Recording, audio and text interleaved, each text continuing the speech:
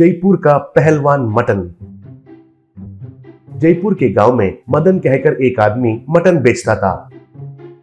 मदन को बचपन से ही वो मटन का दुकान ही आधार था। उनका पिता के साथ मटन काटने का काम और व्यापार सीखा था। मटन को अच्छे से ही काटता था, लेकिन वास्तव में मदन बहुत डरपोक था। अगर कोई भी उसे डराए तो बहुत घबराता था। ऐसे मदन का मासूमता को बहुत लोग इस्तेमाल करते थे। वही गांव में बिट्टू पहलवान कहकर एक आदमी था। बिट्टू उस गांव में ही सबसे बड़ा पहलवान था।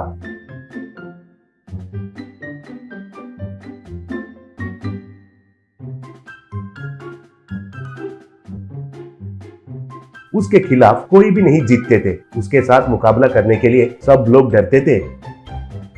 ऐसा बिट्टू लोगों का डर को इस्तेमाल करने के लिए देखता था। वो सबको डराकर उसका जरूरतों के लिए उनका इस्तेमाल करता था।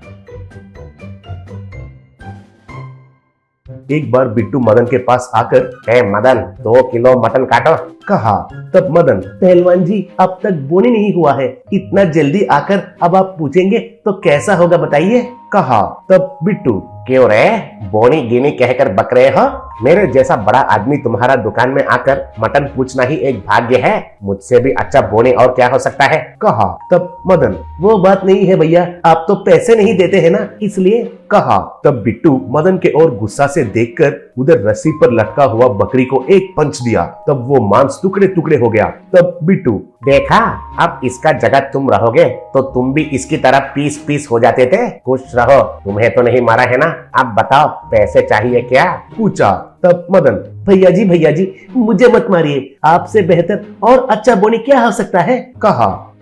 ऐसे बिट्टू उधर मुफ्त में मटन लेकर बिस्वान कहकर एक ढाबा का मालिक के पास गया।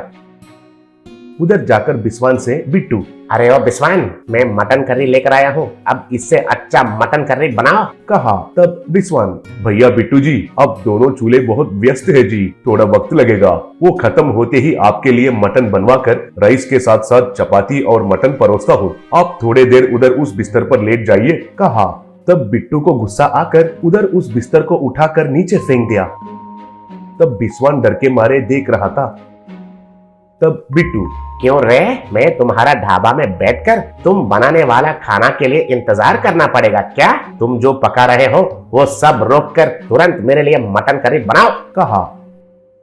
ऐसा बिस्वान उसका ढाबा में पक रहा खाना को बीच में ही रोककर बिट्टू के लिए मटन करी, राइस और रोटी और ऐसे कई तरीके के पकवान बनवाकर उसके सामने रखा।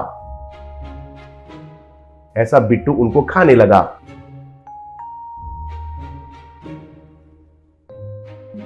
तभी उसको प्यास लगी। तभी उस होटल में काम कर रहा साहू से पानी पूछा। साहू पानी लेकर आते ही बिट्टू साहू को एक मार के, "क्यों बे, इतने सारे आइटम्स लगाए थे तो पानी लगाना है क्या कर पता नहीं चला है क्या तुमको?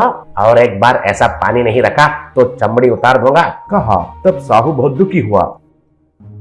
ये सब एक साइंटिस्ट देखने लगा। "क्या है ये बिट्टू कौन है? सुबह से लेकर देख रहा हूँ, बेचारा उस मटन शॉप वाले को मारा, अब इस ढाबा वाले को भी मारा और अच्छा सा पिस्ता जैसा बैठकर खा रहा है, और उस होटल में काम करने वाला उस पतला आदमी को पकड़कर मारा। ऐसे वालों को यूं ही नहीं छोड़ना चाहिए," सोचा।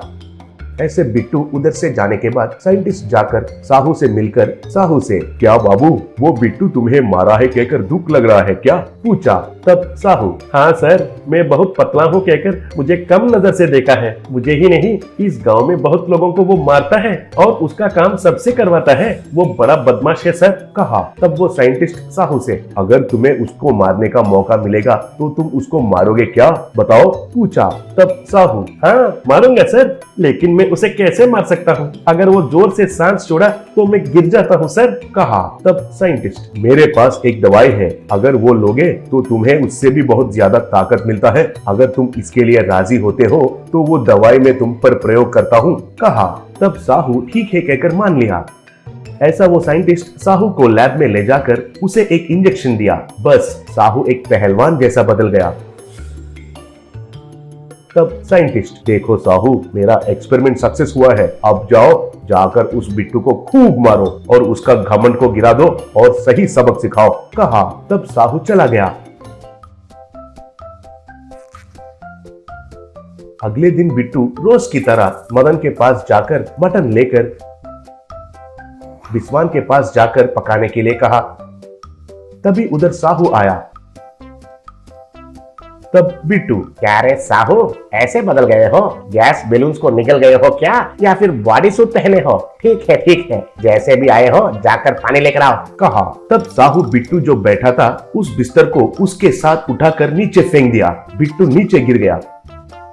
फिर साहू जाकर बिट्टू को पकड़कर खूब पिटाई किया। आखिर में बिट्टू हार गया। तब साहू, देखो बिट्टू, तुम बहुत मेहनत से कुश्ती सीखकर पहलवान बने हो। तुम्हारा ताकत को किसी कमजोर के लिए उपयोग हो ऐसा इस्तेमाल करो, लेकिन उनके ऊपर मत इस्तेमाल करो। थोड़ा सुधर जाओ और अच्छे से जीना शुरू करो, कहा। ये सब देखकर मदन और बिस्वान खुश हुए। तब बिट्टू उधर से भाग गया।